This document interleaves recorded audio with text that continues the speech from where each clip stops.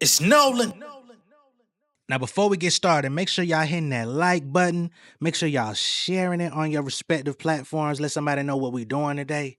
Now, let's get into the show. The ultimate goal is to be financially free. My legacy building, yeah, that's enough for me. We're scaling our levels to a higher degree and passing the fruits to my family tree. The ultimate goal is to be financially free. My legacy building, yeah, that's enough for me. We're scaling our levels to a higher degree and passing the fruits to my family tree. You never work a day when you love what you're doing, fulfilling purpose, pursuing, growing, and never been truant. Dedicated to the process, focusing on problem solving, bringing minds out and be the ones that never went to college. Hungry though, watching folks come and go. I learned to seize the moment. Every option isn't optimal, only speak on what I control. Everything else is like an equation, comes down to the situation at hand. But let's keep it basic, bring value. Every room I step inside became an asset. I assess the objective logically while y'all procrastinate. With bigger smile budgets, I can do it all. Cause ever since I started hustling, we gon' get that ball jumping. Yeah, scared money don't make money, homie. You missed the shot you scared to take, that's why I'm always loaded. How many companies we took from 0 to 100? They never saw me coming, now them numbers up and running. What's going on, beautiful people? It's the kid J Nolan here. Welcome back to another episode of Inside the Industry, and everyone's source for music, entertainment, commentary, and breakdowns. Hope everyone's doing well out there this afternoon. In this video, we're going to be getting into Jermaine Dupri, as he has filed legal paperwork against Sony Music Entertainment at the number of $18 million. He's suing the company for unpaid royalties over a 30-year period. Okay? So, for those that don't know, Jermaine Dupri, So Def Entertainment or So Def Records, however, recordings or whatever it is, I believe they signed a deal with Sony back in 1991, 92, something like that. He put out various artists. We know the artists, the lineage. We're going to get into it in the paperwork as well. And over the years, he renegotiated, went to Arista, which I think was a subsidiary company. And now, over the course of the last 5-6 years, Jermaine Dupri has been running audits on the company, right? That's when you get an opportunity to go and look into the paperwork, check the paper trail, see where the money's going, look at the clauses in the contracts that may have been withholding money or finding other ways of keeping the money under little clauses that don't actually apply, things of that nature. I took a glance at the paperwork and it looks like some of that is in there where they say certain policies at the company have changed, where certain artists who may not have recouped their advances or money that they received in the past, those accounts and balances should have been cleared, which would have given them an earlier pathway to actually start monetizing on the money they were owed rather than continuing to pay back the debt to the label. So all of those things are being discussed in Jermaine Dupri's lawsuit, which I think is very important to note before we even get to the paperwork, because I know some people are going to say, well, why is he coming out 30 years later talking about unpaid royalties? Well, based on the different renegotiations, re-signing periods, different policies that have been put out from the label, it took years to accumulate to this 18 million. And of course, it costs money to audit the company. So this is not something that you're just going to find out just on your own. You actually have to get the legal professionals. You have to get the actual clearance to see the books and all of those different things. Okay. All that being stated, let's get to the paperwork. All right. So this was filed just yesterday. Okay. In the United States District Court, Southern District of New York, So Def Recording, So Def Productions, and Jermaine Dupri Malden, professionally known as Jermaine Dupri, are the plaintiffs versus Sony Music Entertainment. Remember, Michael Jackson had called these motherfuckers out years ago. Okay? Damn, I don't really want to put the addresses and stuff on the screen. So at the top here, it says jurisdiction. This court has diversity jurisdiction over this matter pursuant to 28 USC 1332 because A, This action is between citizens of different states, and B, the matter in controversy exceeds $75,000 exclusive of interest and costs. Of course, this is for 18 million plus, which is well over the $75,000 threshold. This court has personal jurisdiction over plaintiff's state law claims pursuant to 28 U.S.C. 1367A. Venue is proper in this district pursuant to 28 U.S.C. 1391B. And of course, that's U.S. Civil Code. Because a substantial part of the events or omissions giving rise to this action, including certain unlawful actions alleged herein, occurred in this district. The defendant is domiciled in this district and conducts business in this district, as in New York. Getting to the introduction, they say So So Def is one of the most identifiable hip-hop recording labels in history. That's a fact. Dupri, the mastermind behind So So Def and the Southern hip-hop sound, is one of the biggest hit makers in hip-hop music ever. Dupri has jump-started the careers of artists such as Bow Wow, Escape, Da Brat, Bone Crusher, 3LW, which I was not aware of, maybe I was under a rock, and others. Dupri has produced and released albums and music with some of the biggest superstars in entertainment, such as Mariah Carey, Usher, Ludacris, TLC, and Janet Jackson. Dupri has received a total of 12 Grammy nominations in his career. In 2006, Dupri won a Grammy Award for Best R&B Song for the track We Belong Together, which he co-wrote with Mariah Carey and Jonte Austin. This song alone has over 920 million streams to date, pushing up on that Billy. Dupri is a musical icon whose recordings on So So Def and production with other artists have produced over $200 million in gross revenue in the music industry. That's a very good thing to note. It produced, or he, with his productions and recordings, have produced over $200 million in gross revenue for the music industry. That's not $200 million in his bank account or his pocket, but that's how much money went into the system based on songs he contributed to. In 2018, Dupri was inducted into the Songwriters Hall of Fame for his accomplishments with So So Def. In 1992, So So Def began its contractual relationship with SME, which is Sony Music Entertainment. So just as Mike was trying to get up out of there and, bought Sony ATV and all that shit, Jermaine Dupri was just beginning his foray. Okay, so we get into the contracts between the parties. That's the part that I like to see. So May 1992, label agreement. On May 4th, 1992, So So Def Recordings entered into an agreement with SME, pursuant to which SME engaged SSDR to sign performers to recording agreements and submit such recording artists, each a submitted artist, to SME.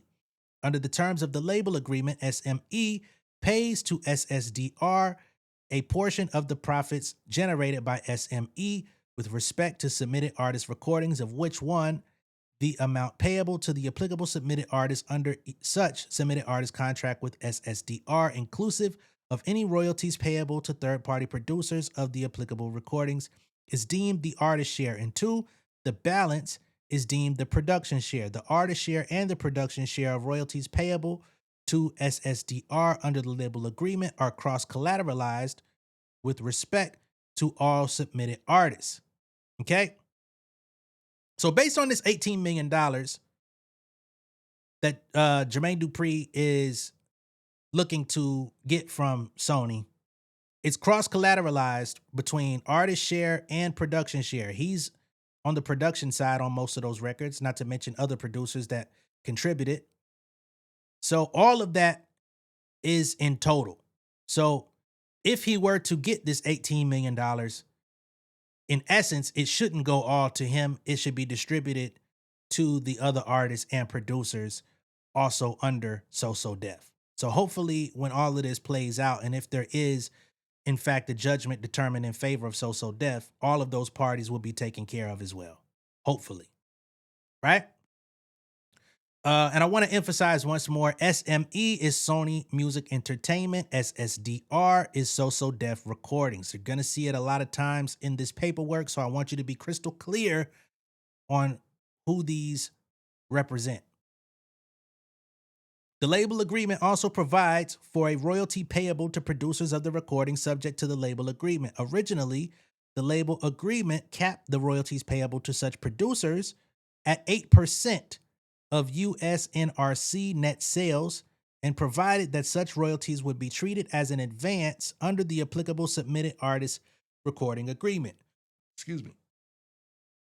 Okay, so now we get into the royalty rate for producers. And of course, for most of the So Def music that came out, Jermaine Dupri produced a good deal of it with co-producers, right?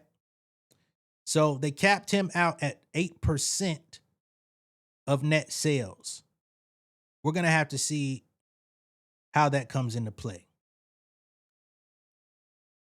Following SSDR's entry into the label agreement, SSDR entered into recording agreements thereunder with the following submitted artists. These will be the artists that were signed, right? So you got Escape, Da Brat, Houdini, and Nina. So then we get to 1994, November 3rd. They modified the label agreement. The label agreement was modified on November 3rd, 1994, the modification. The modification established an extended term with updated cross-collateralization provisions.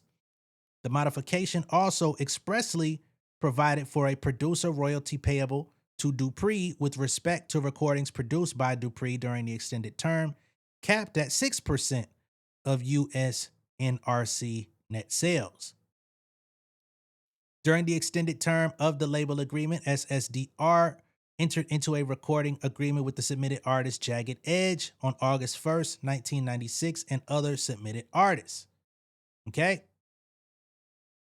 And I believe that 6% royalty is off the master for the producer. So that would be him getting money from it as the label head and then also getting an additional 6% as the producer. Okay? December 19th, 1997, just a year later, right before 98. On December 19th, 1997, prior to the expiration of the term of the label agreement, SSDR and SME entered into a joint venture agreement, the original JV agreement, pursuant to which SSDR and SME established GANY Records, Georgia, New York. I never even knew about GANY Records. Okay. So in 97, So Def and Sony created a new company together that they jointly operated called GANY Records. A joint venture established for the purpose of signing recording artists, each a JV signed artist, and owned 50% by SME and 50% by SSDR, with the operations thereof managed by SSDR. Okay, so this gives him a bit more control, a bit more equity in a new company that they both ran. Okay, so this is as he's established himself, put numbers on the board, established the Brat, established Crisscross, Escape, Jagged Edge. Now he's getting more skin in the game, right? The original JV agreement was modified by modification agreements dated as of December 2nd, 1998, just a year later, January 22nd, 1999, 2 years later, and December 1st, 2000, and subsequently superseded by another joint venture agreement dated January 1st, 2001, effective as of January 1st, 1998, the JV agreement.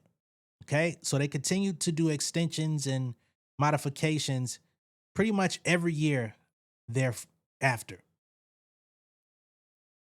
Pursuant to the JV agreement, SME funded the operations of GANY via loans.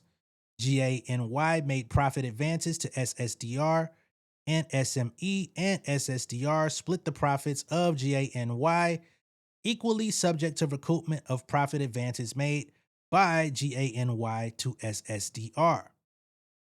Okay? Following the establishment of GANY, they entered into recording agreements with the following JV signed artists. Okay? So At this point, Jermaine Dupri became an artist, right?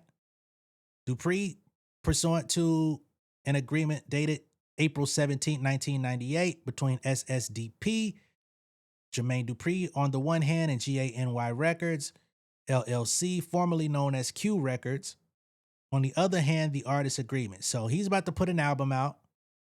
You got ROC, who was an artist signed to So Def. He was also a ghostwriter for Bow Wow, one of the many. Tyga or Tigga, who I never heard of. Fundisha, I have heard of. And of course, Jagged Edge.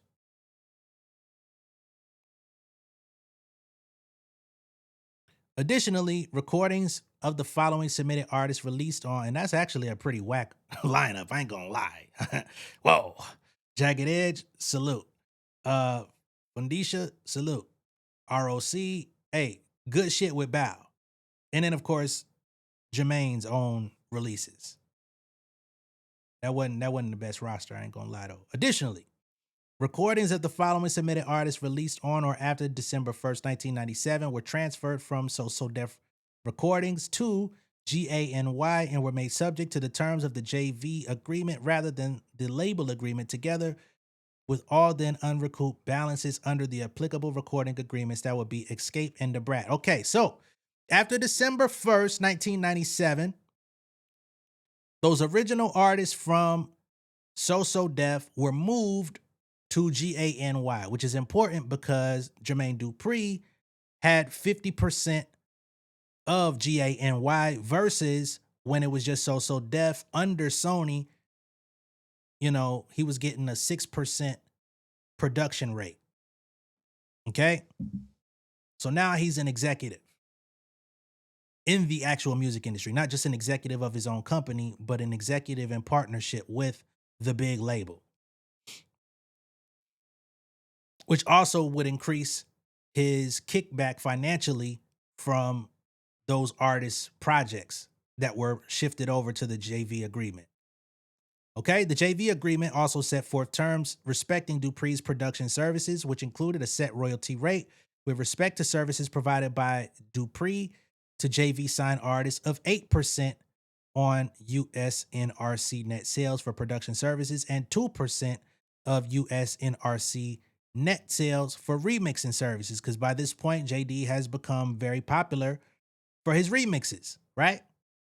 So 8% plus an additional 2% on remixes created for those artists, right? And that's for his production duties. So he's got 50% of the label and 8% of the sales as a producer, 2% for remixes. Cool.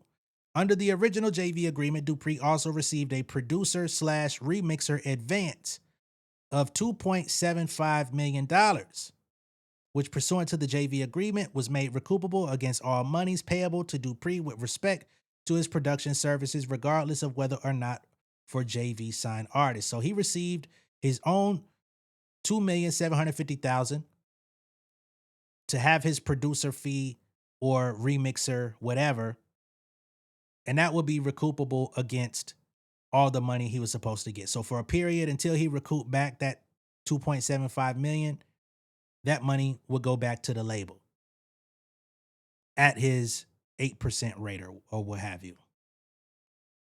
A lot of mumbo jumbo, but this is why so many complaints happen in the music industry, because so many terms are entered contractually that people may not understand, but they understand when the check clears to get their advance. Not saying JD didn't, but just saying in general. Pursuant to the agreement dated November 14th, 2002 between SSDR and SME, the buyout agreement, whoa, okay, so we get into a JV buyout. Okay? Sony Music Entertainment bought out So Def's 50% equity interest in GANY and all of the SSDR rights to past and future recordings of the JV signed artists Jagged Edge and ROC, delivered under such JV signed artist agreements with GANY, and to GANY transferred to SSDR all of its rights to future recordings delivered by the JV signed artists Dupri, Debrat, Escape, Tyga, and Fundisha after the date of the buyout agreement. For clarity's sake, recordings delivered by such JV signed artists prior to November 14, 2002 would remain subject to the JV agreement. So if you've ever heard Bow Wow talk about he was never actually signed to So Def, this is where things got a little tricky. You know what I'm saying? So at this point in 2002, you have Jagged Edge and ROC basically being bought out. So now they become 100% Sony artists, right? Or GANY. But at this point, GANY is just really Sony because they bought Jermaine Dupri out of it. How much he received for the buyout is not listed. I would love to know that. And with that, JD, Jermaine Dupri, got all the rights back for himself, the Brat, Escape, Tyga, Tigga, and Fundisha, right? But Jermaine Dupri has what, 2-3 solo albums out throughout the entirety of his career. So it's not like he's producing albums solo crazy. The Brat, she didn't drop a whole ton of albums. I think she dropped what, 3-4 albums in this period. Escape had what, 2-3 albums. So although big hits came out of the camp, they weren't really like dropping after. You know what I mean? But whatever, money's being made nonetheless. So the buyout agreement also expressly provides that none of SSDR, SSDP, and remember, So Def Recordings and So Def Productions, two different things, or Dupri would have, provides that none of them would have any right to receive a share of profits from GANY from and after October 8, 2002, and SME would have no right to receive any portion of Dupri's producer advances or royalties from any project commenced after the date thereof. So this agreement also says, all right, JD will not get any more money off of those Jagged Edge projects or Rock. But also, Sony was not supposed to be getting money off of the Brat, Escape, Tyga, Tigga, and Fundisha. Okay? According to the paperwork. So it's supposed to be like a clean split at this point. So then, January 10th, 2003, we get the Arista label agreement. On January 10th, 2003, SSDR entered into an agreement with Arista Records, pursuant to which SSDR submitted to Arista the exclusive recording services of certain recording artists, and SSDP, his production arm, entered into an agreement with Arista, the Arista producer agreement, pursuant to which SSDP furnished to Arista the exclusive producer services of Dupri, with exceptions made to allow Dupri to produce certain albums by Bow Wow and Jagged Edge. So he had no ownership in those albums, but he was able to offer his production services to those artists, right? Because they wanted him exclusively. But he still was like, nah, Bow Wow and Jagged Edge, I need to work with them. I brought them in. I know their sound. This is how we're going to keep them going. So they allowed it. Under the Arista label agreement, Arista paid to So Def Recordings a royalty on top of the royalty paid by Arista to the applicable Arista label artist label share royalty, subject to a cap. The label share royalty with respect to each Arista label artist is not cross-collateralized under the label share royalty with respect to any other Arista label artist. Under the Arista producer agreement, Arista paid to So Def Productions a producer royalty The Arista producer royalty payable with respect to any recording artist project produced by Dupri was not cross-collateralized against the Arista producer royalty that was payable with respect to any other recording project. SSDP received a $6 million advance in connection with the Arista producer agreement, which was paid $4 million upon execution of the Arista producer agreement, and an additional $2 million payable in quarterly installments over the term of the producer agreement. So in order for him to take his services, his artists to Arista, he received a total of $12 million. 10 up front, 6 for the label, 4 for the production, and $2 million that would be paid out in installments. Okay? 12 mil. So where did it go bad? December 31st, 2004, termination of Arista label agreement and amendment of Arista producer agreement. On December 31st, 2004, which is a very short period, Arista and So Def Recordings mutually agreed to terminate the Arista label agreement. The Arista label artists were split into two groups because I believe Arista as a label folded at this point. So group one, recordings made by the recording artists Bone Crusher, Anthony Hamilton, Jaquan, 3LW, and Jarvis, collectively the retained artists, were retained by Arista. Okay? So during that time period, JD had signed this group of artists. However, they were now retained by Arista. So he's now getting cut out of that situation. Arista continued to pay a label share royalty with respect to recordings released by the retained artists prior to December 31st, 2004, but with respect to recordings released by the retained artists following December 31st, 2004, Arista instead paid So Def Recordings an override royalty. Arista, however, granted the right to withhold the So Def Recordings override royalty in part until all unallocated advances under the Arista producer agreement were recouped. Okay? So he was supposed to get an override royalty for those artists that were now wholly under the Arista branch, no longer with So Def. However, the label says, nah, we're not going to pay you that until we get back the money we paid you for the producer agreement, which was $4 million.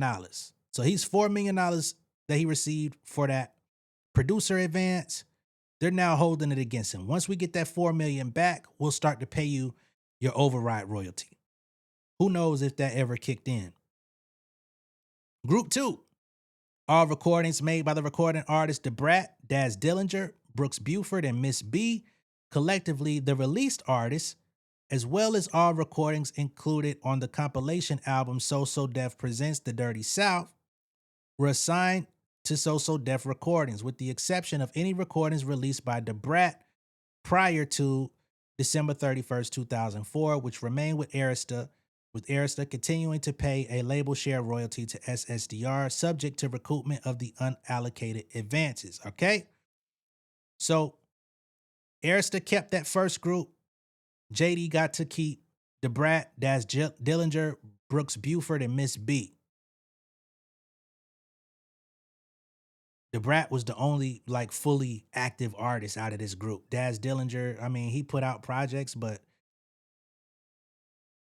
he was already on the decline by 2004. Still a great producer nonetheless. And they kept the masters to DeBrat's music until they were able to recoup. Okay? I don't even know who Miss B is, no disrespect. Subject to recoupment of the unallocated advances, SSDR or its distributor, as applicable, assumed the obligation to pay Arista an override royalty on exploitations of any future recordings by the release artist, except for Miss B. So at that point, JD would then have to pay the override royalty to Arista from music released henceforth, which doesn't sound like a good deal. Also on December 31st, 2004, Arista and Social Def Productions entered into an amendment to the Arista Producer Agreement. The 2004 Arista Producer Agreement amendment addressed advances in the amount of $2,833,333 that had been paid to SSDP under the Arista Producer Agreement, but which had not been allocated to specific recordings produced by Dupri. So are y'all saying that y'all paid him $2.8 million for music that he hadn't yet produced? Arista was permitted to withhold royalties payable to SSDR or SSDP under the Arista Label Agreement or Arista Producer Agreement as applicable in proportion to a set number of recordings Dupri was required to produce for Arista recording artists over the remaining term of the Arista Producer Agreement. If upon the expiration of the Arista Producer Agreement, Dupri had failed to produce all of the required recordings, SSDP would have the option to reimburse Arista for the remaining unallocated advances or convert such remaining unallocated advances into a general advance against which any royalties payable to SSDP under the Arista Producer Agreement, regardless of artist project, would be recoupable. Okay.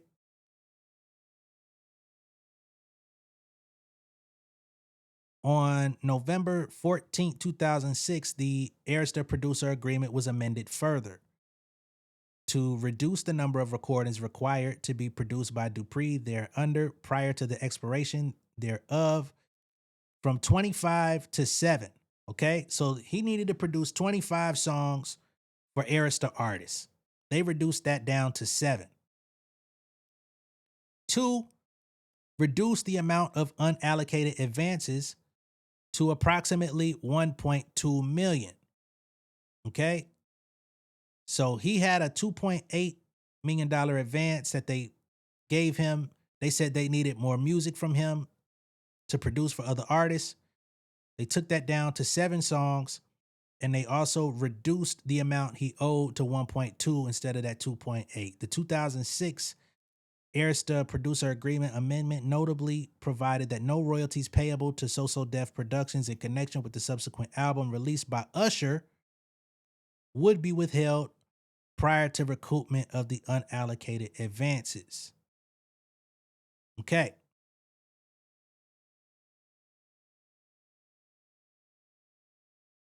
So November 1st, 2025. Damn.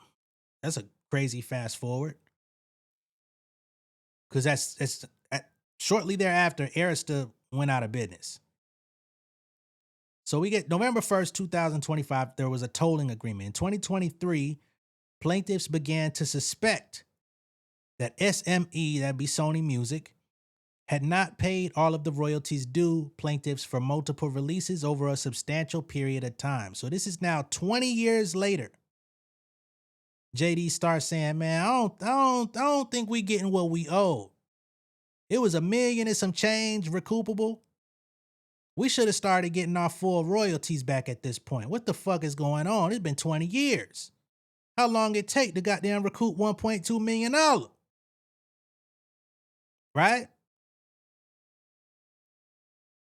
So beginning in 2023, SME provided new and amended royalty statements to plaintiffs for the first time, as described below in this complaint. On November 1st, 2025, the parties entered into a tolling agreement in order to afford the parties time to discuss the plaintiff's claims of approximately $18 million in unpaid royalties relating to the contracts identified above. Facts. So Def had a 32-year contractual, 32 years, goddamn, contractual and business relationship with SME. As it turns out, many of SME's dealings with So Def have not been lawful and have harmed So Def in its business. SME failed to properly account and report to the plaintiffs. SME underreported producer royalties for the album by the recording artist Escape Hummin' Comin' At Ya, released in 1993. plaintiffs contend, and plaintiff is JD and So Def. They contend that over $960,000 in producer royalties have been unlawfully held by SME. And of course, producer royalties go to JD. So it's nearly $1 million that he feels are being withheld from him directly just off the Escape album. SME failed to properly account and report to the plaintiffs. SME underreported producer royalties for the album by the recording artist Da Brat Funkdafied, released in 1994.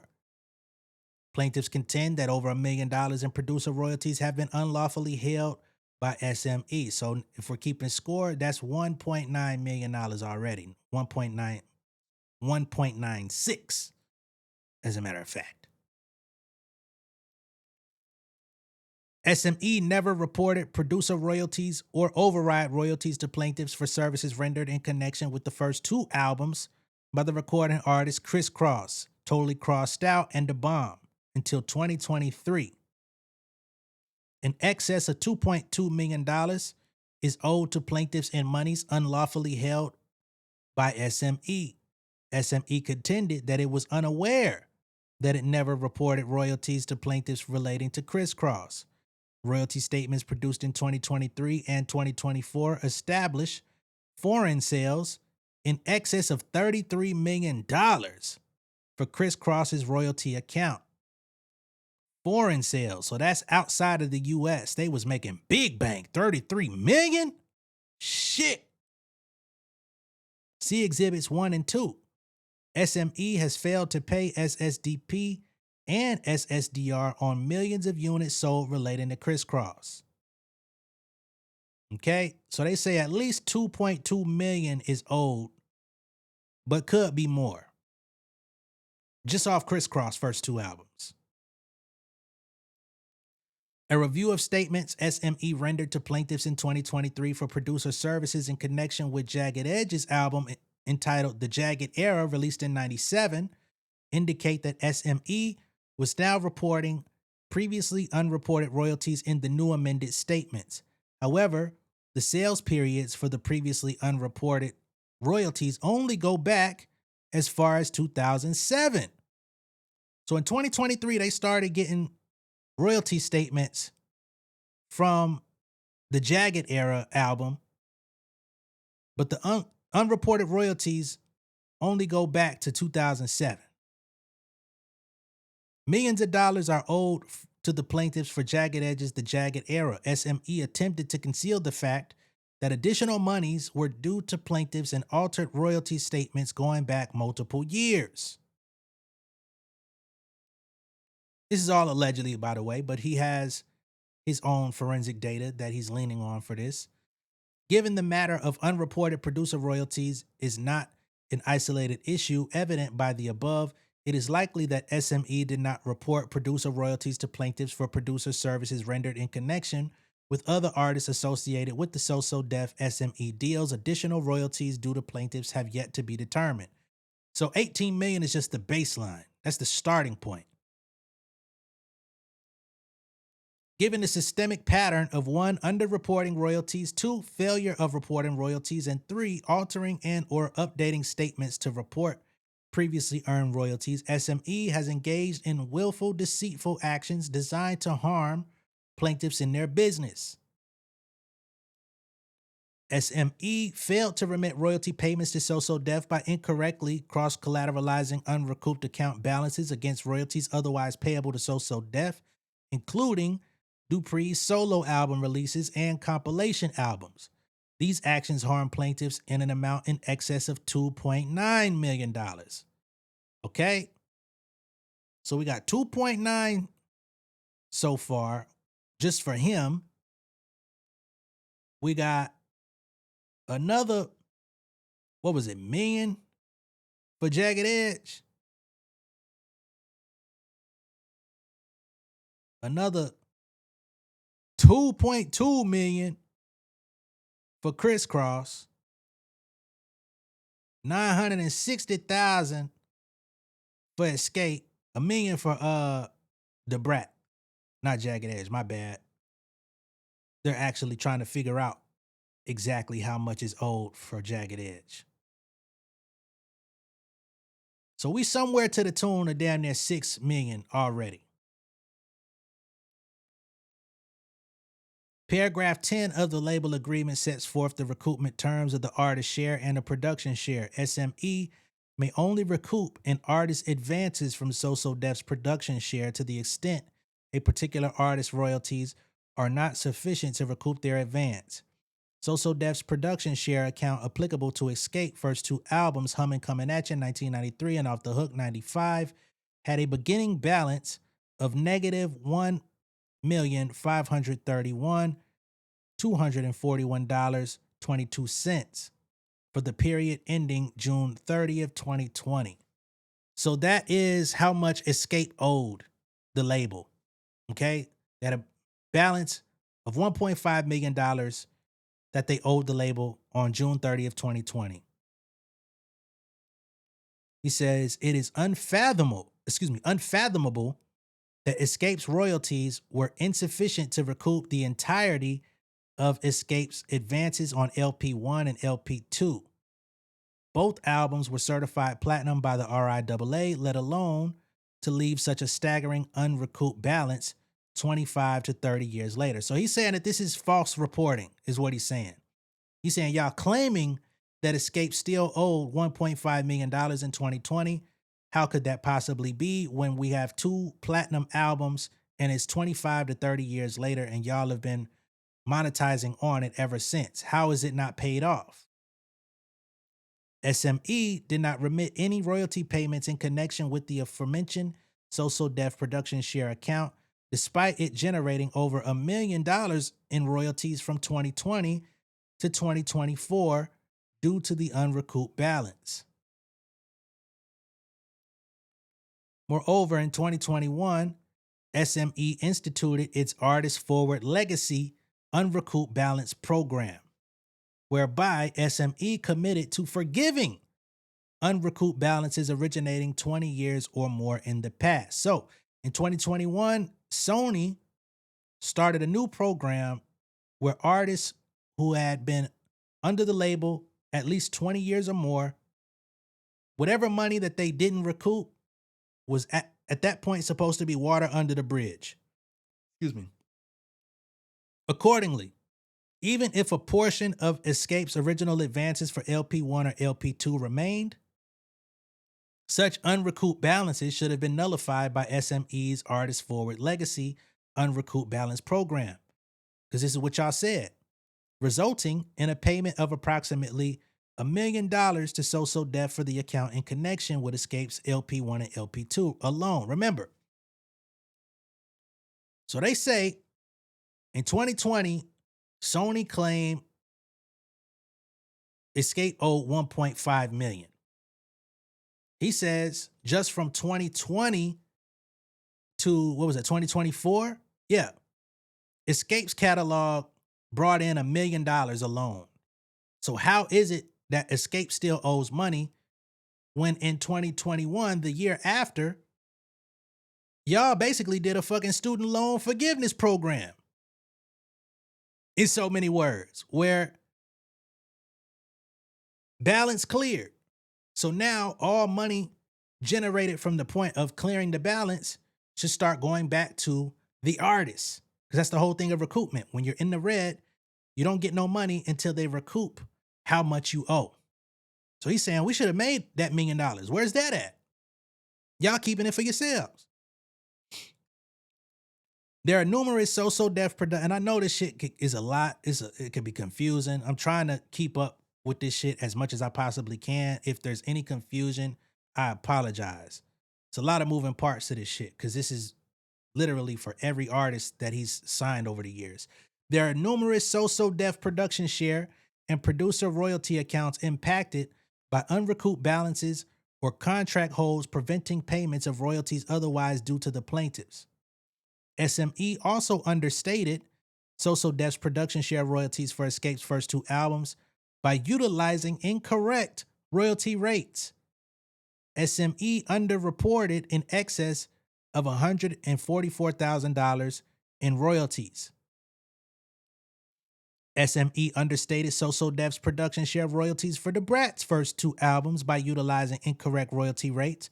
SME underreported in excess of $36,000 in royalties. So they had 107, about 180,000 in the red for royalties that So Def is owed from just production share. So that's not even the master. That's the production side. That's for him, for him producing the albums.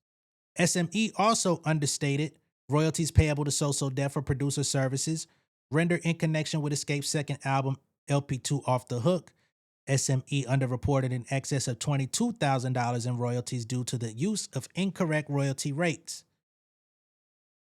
SME understated royalties payable to So Def for producer services rendered in connection with the Brat's LP2, Another Tantrum. The amount owed the plaintiff is undetermined. And the thing about Another Tantrum, this is unrelated, but this album has appeared and disappeared from streaming services so many fucking times. I love Another Tantrum by the Brat. Some of her best rapping in her career was done on this album. And every other year when I go back and try to listen to it, it's disappeared.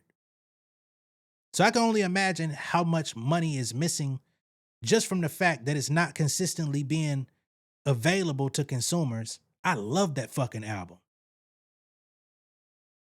I put the rapping on that album against any of your favorite rappers, period. That might be something to do on Patreon because I love that album just that much. Anyway, just the rapping on that motherfucker.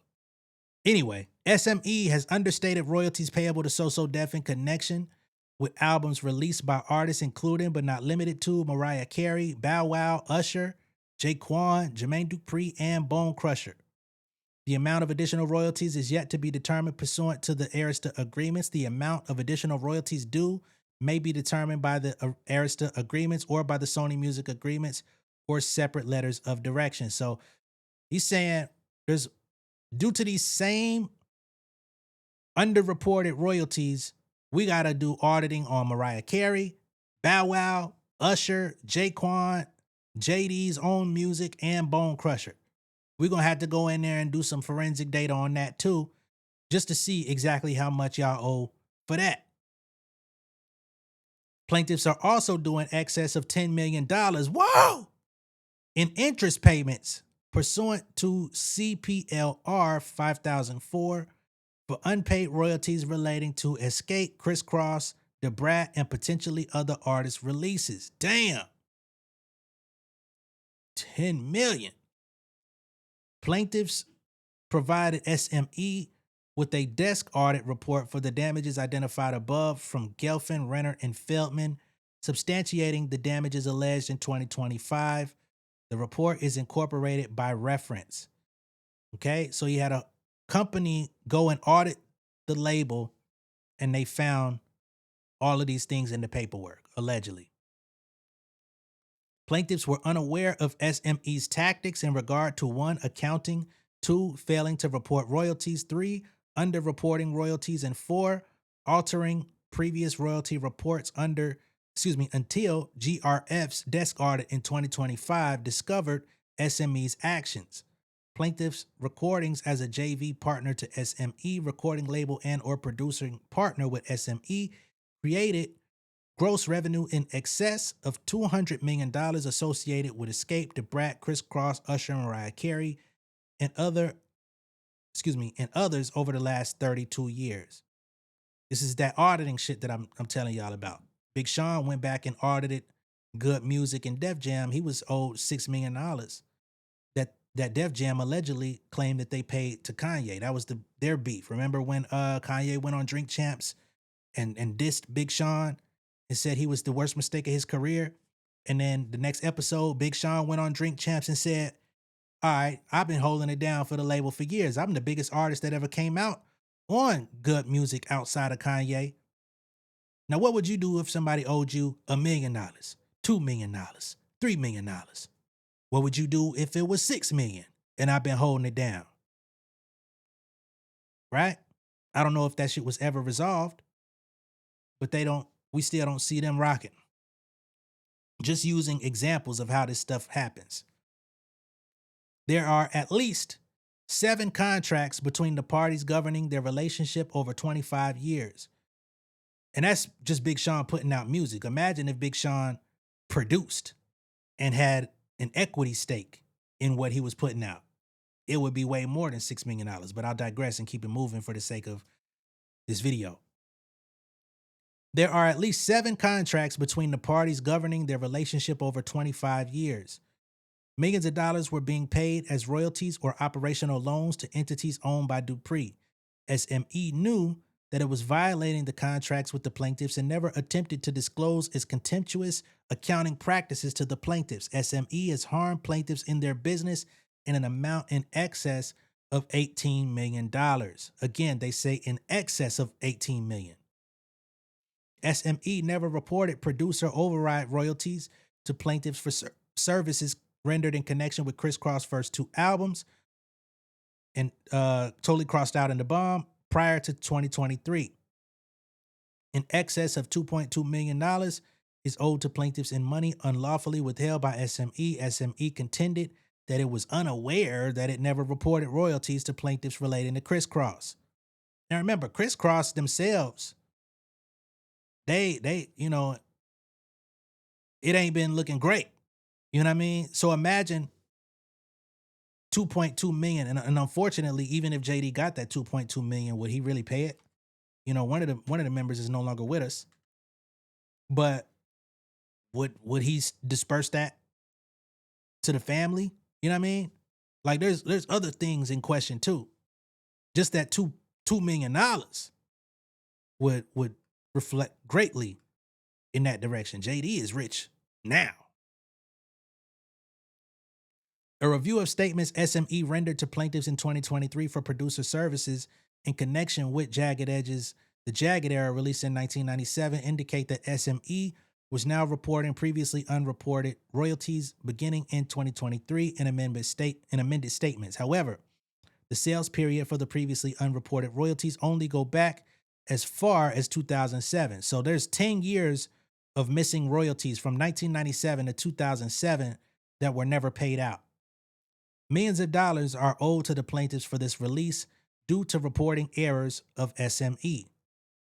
So Jagged Edge, if they were to get a cut of this money that they're owed, but they say producer royalties, just imagine they wouldn't be out here still trying to tour. They could probably be chilling. 10 years? Come on. Pursuant to the contracts identified in counts 1 and 2 of the complaint, SME had a duty and obligation to disclose and properly account to the plaintiffs.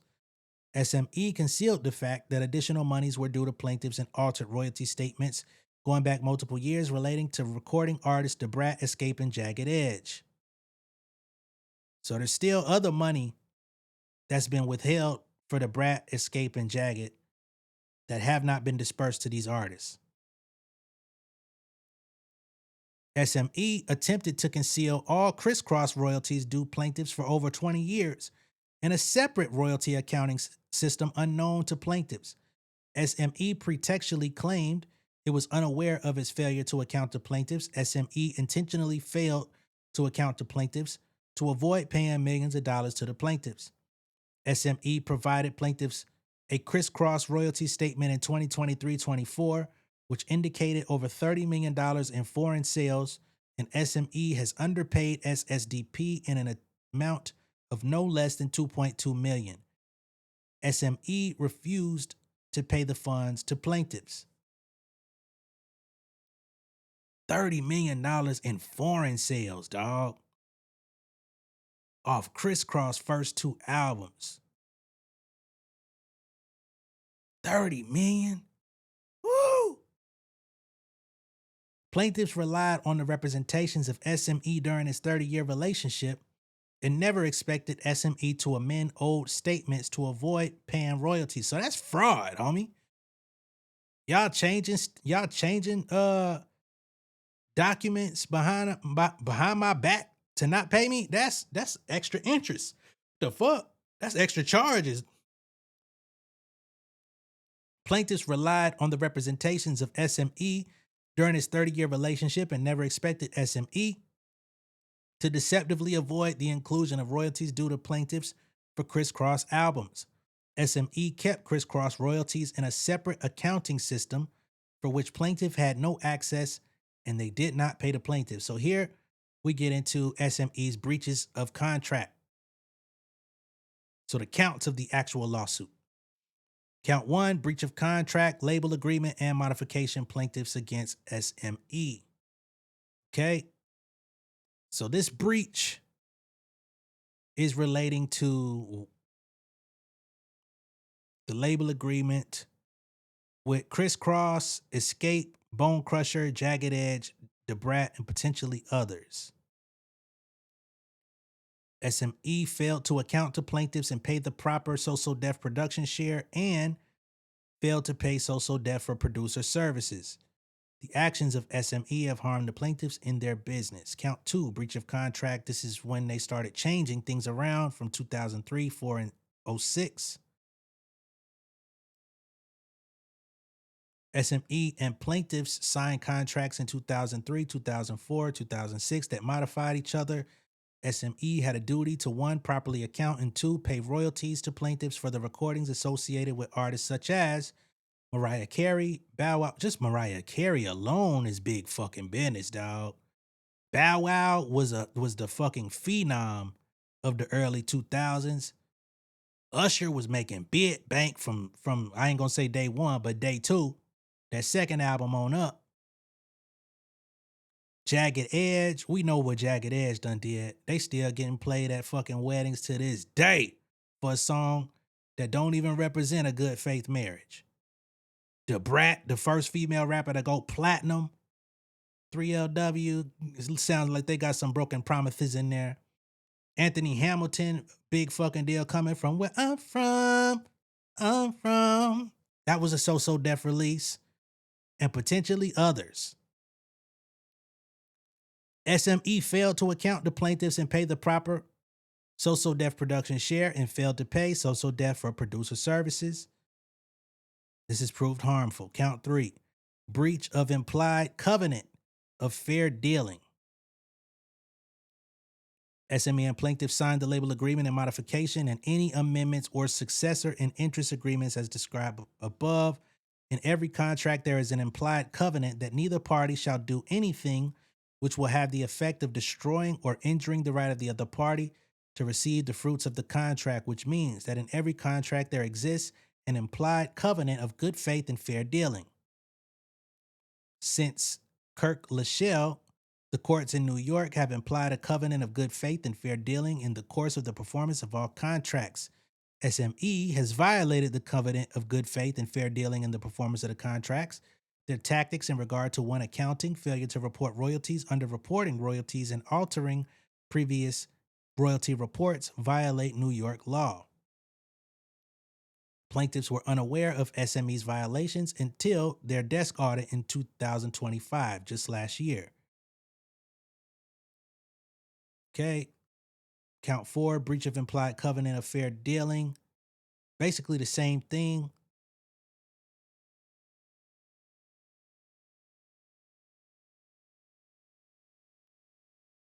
Wherefore the plaintiff demands a jury trial in the following: judgment on all counts, an amount to be determined by the court no less than $18 million plus interest, attorney's fees, and other relief the court deems just and equitable. Okay? Wow.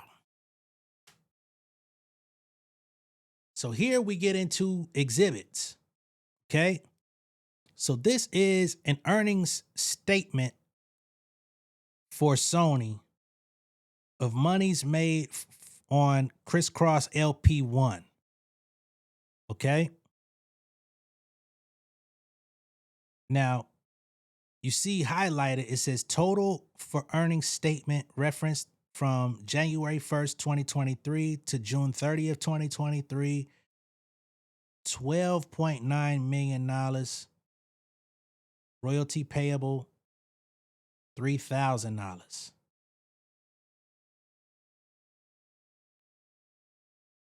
So they earned 12.9 and they got paid out 3,000. Jesus Christ. Come on, man. Exhibit 2. Crisscross Jermaine Dupri, LP1. So Def Productions.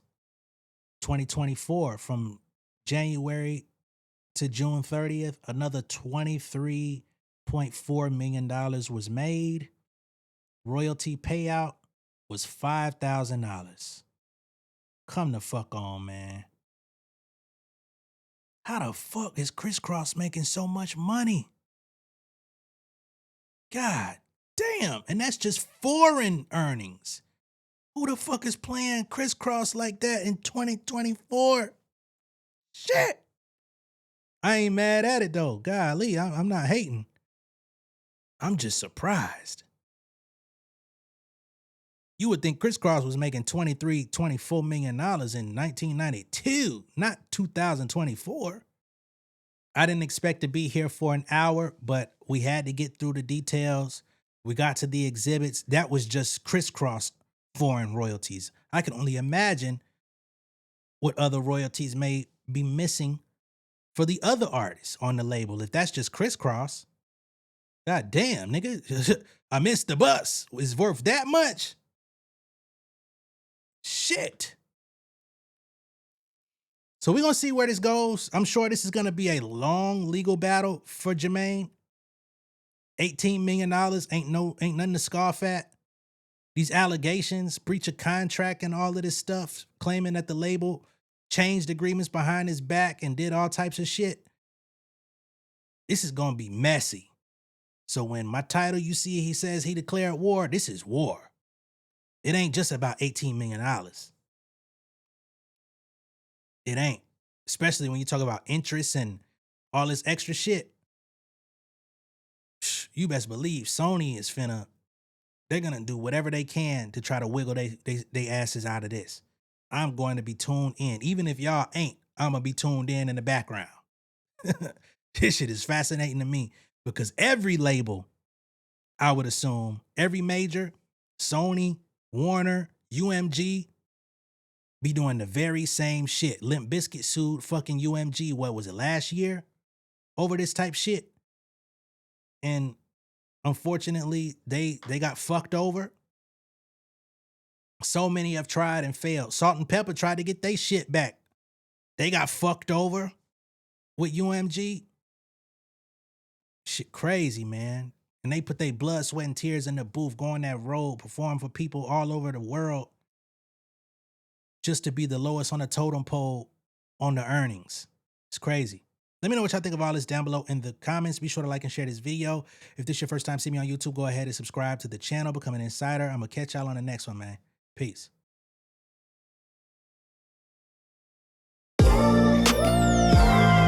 Yeah, family over fame in this bitch, yeah. The glory of living righteous is setting in. My street knowledge and education's a perfect blend. Young mogul, independent, I've been setting trends. The first one from my family to be faithfully wed.